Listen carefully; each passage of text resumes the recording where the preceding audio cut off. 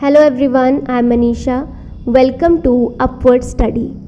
तो आज हम बात करने वाले हैं 51 ईयर्स ओल्ड एक जो है वो एक्ट की, जो कि अबॉर्शन राइट से रिगार्डिंग है। तो सिंगल वुमेन को भी ये अधिकार मिलना चाहिए, उसके बारे में ये पूरा आर्टिकल है। काफ़ी शानदार आर्टिकल है, डिटेल में हम इसे पढ़ेंगे।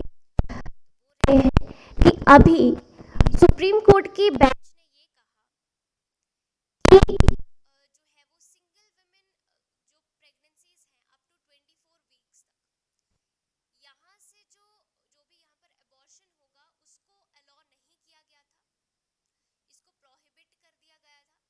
और जो हालांकि यही जो सेम चीज़ है ये मैरिड वुमेन के लिए अलाउड थी। तो यहाँ पर इसके बारे में बोल रहे हैं कि ये जो है वो कहीं ना कहीं डिस्क्रिमिनेशन है। यहाँ पर देखिए हुआ क्या, अगर आप देखें कि जो 51 ईयर्स ओल्ड हमारा जो एक तरह से एक्ट है उसके रिगार्डिंग, ठीक है, उसके रिगार्डिंग यहाँ पर क्या है कि जो अनमैरिड वुमेन है वो अबॉर्शन नहीं करवा सकती। 2021 में इसमें अमेंडमेंट किया गया और इसमें अनमैरिड को भी इंक्लूड किया गया। ठीक है, अबॉर्शन वो भी करवा सकती है, बट फिर भी इसमें एक क्लॉज है कि 20 जो वीक की प्रेगनेंसी है उसमें तो सभी महिलाएं जो है वो अबॉर्शन करवा सकती है, चाहे वो आपकी मैरिड है चाहे वो अनमैरिड है। बट 24 वीक्स वाले जो है वो सिर्फ मैरिड वुमेन ही अबॉर्शन जो है वो करवा सकती है। तो इसके रिगार्डिंग यहाँ पर ये पूरा का पूरा जो है इशू निकल के आ रहा है कि यहाँ पर ये जो डिस्क्रिमिनेशन है वो क्यों, तो उसके बारे में हम डिटेल में पढ़ेंगे।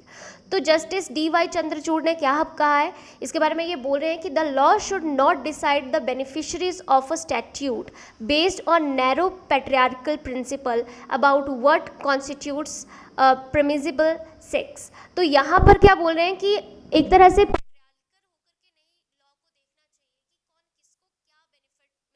बेनिफिशरीज को ऐसे ही देखना चाहिए, सबको एक समान। तो यही है कि रिप्रोडक्टिव राइट्स जो भी हैं include the right to sex education हो गया, इंफॉर्मेशन अबाउट कॉन्ट्रासेप्शन हो गया, ये सेक्सुअल हेल्थ हो गया, ये सब चीज़ें रहती हैं। And the right to choose whether when to have children, ठीक है, कि कब और कहाँ, मतलब किस तरह से जो है वो आप खुद डिसाइड कर सकते हैं कि वुमेन की अपनी बॉडी है, वो खुद से डिसाइड कर सकती है कि उसको जो है वो कब जो है वो उसके लिए रेडी है। ठीक है, तो right to choose number of children, ये भी जो है वो उसको अधिकार है कि वो खुद डिसाइड कर सकती है। तो एक हिस्टोरिक जजमेंट जो है वो सुप्रीम कोर्ट ने अभी थर्सडे को दी है। इसमें बोल रहे हैं कि जो सिंगल वुमेन प्रेगनेंसीज हैं बिटवीन 20 एंड 24 वीक्स, ये जो है वो अभी क्या होंगी, same safe and legal abortion जो है वो मैरिड वुमेन की तरह ही अनमैरिड को भी दिया जाए।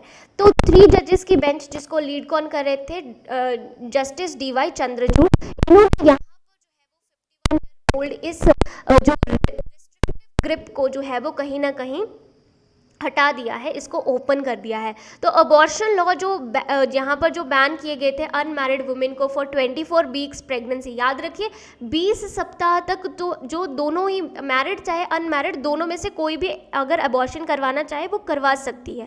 ठीक है, अब देखिए कि इसको जो है वो अनमैरिड के लिए भी कर दिया गया है। तो ये चीज़ भी काफ़ी ज़्यादा अच्छी है कि ये चीज़ निकल के आ रही है। तो बोले कि जजमेंट जो है वो यहाँ पर क्या हुआ कि एक तरह से एक लड़की थी जो कि यहाँ पर खुद 24 वीक्स के जो प्रेगनेंसी है उसको टर्मिनेट करवाने के लिए आई। तो कोर्ट में वो डायरेक्ट गई और यहाँ पर बोला कि नहीं, मतलब अभी वो उनका जो रिलेशनशिप है वो अभी उसमें नहीं है, तो वो अब इस बच्चे को नहीं रखना चाहती हैं। तो यहाँ पर जो है वो चीज़ें निकल के आती हैं। उसके बाद में ये जो है वो जजमेंट आई। तो आपका जो MTP एक्ट था 1971 का, उसमें यहाँ पर कुछ चेंजेस को बोला गया। तो बोला कि ये प्रोहिबिट करता था unmarried women who are between 20 to 24 weeks pregnant to abort with the help of registered doctors. तो इससे क्या होगा कि अगर उन्हें अबॉर्ट करवाना है तो वो फिर अनरजिस्टर्ड डॉक्टर्स के पास में जाएंगी और काफ़ी ज़्यादा जो है वो रिस्की होता है और काफ़ी ज़्यादा अनहेल्दी भी ये चीज़ जो है वो हो सकती है। तो बोला कि the right of reproductive autonomy, dignity and privacy given an unmarried women the right of choice, कि वो कब और और कब मतलब कि बच्चा चाहती है या फिर नहीं, तो वो खुद इस चीज़ को डिसाइड कर सकती है, similar footing to that of married women. तो मैरिड वुमेन जैसे डिसाइड कर सकती है वैसे ही अनमैरिड भी यहाँ पर डिसाइड कर सकती है। ये जस्टिस चंद्रचूड़ ने यहाँ पर बोला है जब एक महिला ने यहाँ पर पिटीशन को फाइल किया। तो बोला कि कोर्ट ने ये डिक्लेयर कर दिया है कि जो यहाँ पर सिंगल वुमेन होगी with pregnancy up to 24 weeks वो यहाँ पर एबॉर्शन करवा सकती है। इनको अलाउ कर दिया गया है कि ये चीज़ भी यहाँ पर आई है। तो कोर्ट ने बोला कि सिंगल वुमेन जो है उसको भी यहाँ पर सेम चीज़ जो है वो सफ़र कर सकती है कि जैसे वो अब रिलेशनशिप से बाहर आ गई है तो वो भी अब अपने पार्टनर के बिना जो है वो उस बच्चे को नहीं रखना चाहती है, तो वो चीज़ जो है वो जस्टिफाइबल है just as the married women. तो वो चीज़ भी है। तो मैरिड प्रेग्नेंट वुमेन की तरह ही इनको भी बिल्कुल डिग्निटी के साथ में ये अधिकार जो है वो दे दिया गया। The single women may have been abandoned और विदाउट अ जॉब और been victim of violence during her pregnancy. हो सकता है ये सब चीज़ें वो फेस कर रही हो तो उसकी लाइफ जो है वो डेंजर में हो सकती है फीटल एबनॉर्मेलिटीज़ के साथ इसके लिए, तो वो चीज़ भी यहाँ पर हमें देखनी पड़ेगी। तो she may have been a victim of sexual exploitation, हो सकता है इस तरह से वो प्रेग्नेंट हुई हो। तो यहाँ पर जो है वो चीज़ों को हमें देखना होगा और उसकी जो मतलब अपना अधिकार जो है उसके पास में वो अधिकार यहाँ पर देना होगा। ठीक है, तो ये जो लॉ है यहाँ पर बोल रहे हैं कि लॉ को अपने बेनिफिशरीज को सिर्फ ये देख करके डिसाइड नहीं करना चाहिए, एक बायस नज़र से डिसाइड नहीं करना चाहिए कि पैट्रियार्कल प्रिंसिपल के ऊपर। तो यहाँ पर वैसी चीज़ें नहीं होनी चाहिए, मैरिड या अनमैरिड के लिए सेम यहाँ पर रूल होने चाहिए। तो इससे क्या होगा, ये इंडिविजुअल क्लासिफिकेशन को क्रिएट कर देगा और ऐसी चीज़ें रहेंगी। तो बोल रहे हैं कि तो कोर्ट में जो 8 वुमेन जो है बोला है कि 8 महिलाएं हर दिन मरती हैं इंडिया में ड्यू टू अनसेफ अबॉर्शंस, क्योंकि काफ़ी ज़्यादा महिलाएं जो है जब यहाँ पर रजिस्टर्ड डॉक्टर के पास में अबॉर्शन का नहीं होता है तो वो फिर अनसेफ अबॉर्शंस जो है वो करवाती हैं। तो बोले कि 67% of abortion carried out between 2007 and 11। तो आप देख सकते हो कि इनको अनसेफ कैटेगरी में रखा गया था 67% अबॉर्शंस को, तो कितना बड़ा नंबर है। लीगल अबॉर्शन जो है वो भी continuing crisis and specially among unmarried women वो भी निकल के आते हैं। और एमटीपी अमेंडमेंट एक्ट जो 2021 में आया था उसमें टर्म डाली गई थी partner, to show that the law was not just concern about women with the marriage, की इसमें जो है वो मैन का भी होता है, क्योंकि ऐसा नहीं कि महिला से ही लेना देना है इसका। तो कोर्ट ने यहाँ पर आर्टिफिशियल डिस्टिंक्शन जो है वो मैरिड एंड अनमैरिड वुमेन में जो क्रिएट कर दी थी उसको यहाँ पर बताया है, उसको जो है वो एक तरह से हटा दिया गया है। तो state would be splitting single women to be autonomy, उनको यहाँ पर ऑटोनॉमी दे दी है कि अपनी बॉडी के साथ में वो किस तरह से रहना चाहती हैं, वो उसको उनको कोई फोर्स नहीं करेगा कि आपको ये जो है वो फुल टर्म तक प्रेगनेंसी रखनी है या नहीं। तो ये जो चीज़ है ये ऐसे ही रहेगी। तो बोले कि रिप्रोडक्टिव ऑटोनॉमी में क्या क्या चीज़ें आती है, राइट टू चूज़ वेदर और नॉट टू हैव अबॉर्शन, वो उसी में जो है वो यहाँ पर चीज़ें रहेंगी।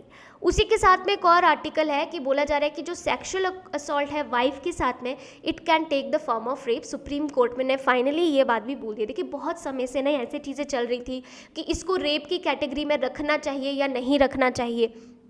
देखिए अगर इसको रेप की कैटेगरी में रखते हैं तो इसके मिसयूज़ होने के बहुत ज़्यादा चांसेस है, तो वो चीज़ भी यहाँ पर बोला जा रहा था। तो बोल रहे कि अगर यहाँ पर कोई आदमी अपनी वाइफ के साथ में सेक्सुअल असॉल्ट करता है विदाउट हर कंसर्ट तो उसे रेप की कैटेगरी में रखा जाएगा।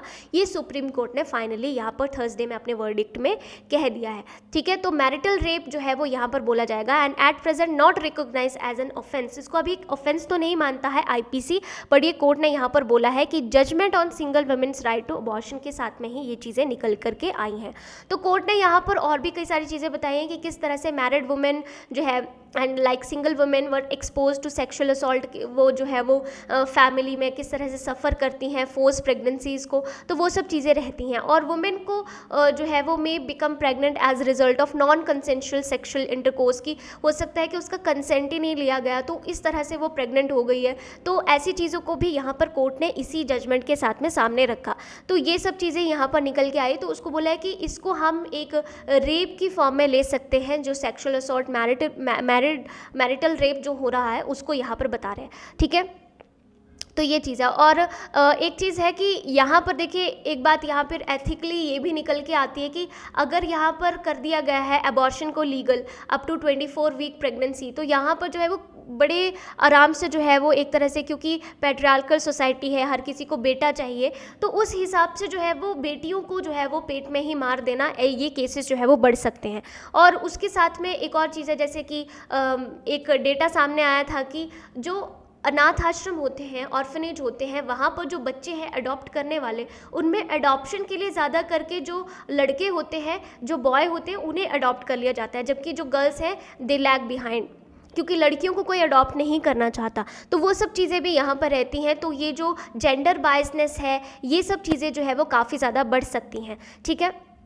और यहाँ पर बोला जा रहा है कि जो sex and gender bias violence है, इस कॉन्टेक्स्ट में भी जो है वो काफ़ी समय से जो है वो महिलाएं उसको एक्सपीरियंस कर रही होती हैं, और वो सब चीज़ें भी निकल के आती हैं। तो यहाँ पर ये जो है वो it is inconvincible that married women मेकन pregnant as a result of her husband's having raped them, कि इसको तो नहीं बताया जा सकता कि किस तरह से वो यहाँ पर निकल के आया, पर marital rape is not recognise an offence, ये चीज़ आपने याद रखनी है। और ये आपको स्टेटमेंट के तौर पर आएगा, देखिए पेपर में ना अगर आपको आएगा तो स्टेटमेंट के तौर में पूछा जाएगा। इसका एक्सेप्शन है to section 375 of the IPC, इसमें रिमूव कर दिया गया है मैरिटल रेप को फ्रॉम एम्बिट ऑफ रेप। तो ये चीज़ भी आपको जो है वो याद रखनी है, इस स्टेटमेंट में आपको कंफ्यूज नहीं होना है। उसके अलावा एक और बेंच है जिसने भी यहाँ पर सेम हियरिंग को यहाँ पर दिया है और इसको एक्सेप्शन के केस में रखा है, तो वो सब चीज़ें निकल के आती है। तो जो भी आपका एनटीपी एक्ट है वो रिकोगनाइज करता है husband's act of sexual assault for force intercourse committed on his wife as rape. तो यानी कि यहाँ पर मैरिटल रेप को रिकोगनाइज कर लिया गया है, बट ये एक ऑफेंस नहीं है, आपने बस इतना अभी तक जो है वो याद रखना है। तो ये चीज़ जो है वो निकल करके आती है। आई होप आपको पूरा आर्टिकल समझ में आया होगा। इन केस कोई चीज़ रह गई हो तो आप कमेंट बॉक्स में पूछ सकते हैं। उसके अलावा अगर यहाँ पर देखिए, आप ना लेक्चर को लाइक ज़रूर कर दिया करें, क्योंकि ये जो आपके लाइक कमेंट या शेयर होता है, ये मेरे लिए एक तरह से फीडबैक होता है, तो इसको मैं एक एज फीडबैक लेती हूँ। तो इससे जो है वो देखिए मोटिवेशन बना रहता है कि जो है वो सुनने वाला उतने ही एफर्ट से सुन रहा है, क्योंकि मेरा एफर्ट लगता है सब चीज़ों को करने के लिए। तो आप भी जो है वो सामने से कुछ रिस्पांस मुझे ज़रूर दिया करें, ओके। और अगर आपने चैनल को सब्सक्राइब नहीं किया है तो इसको सब्सक्राइब भी कर लें।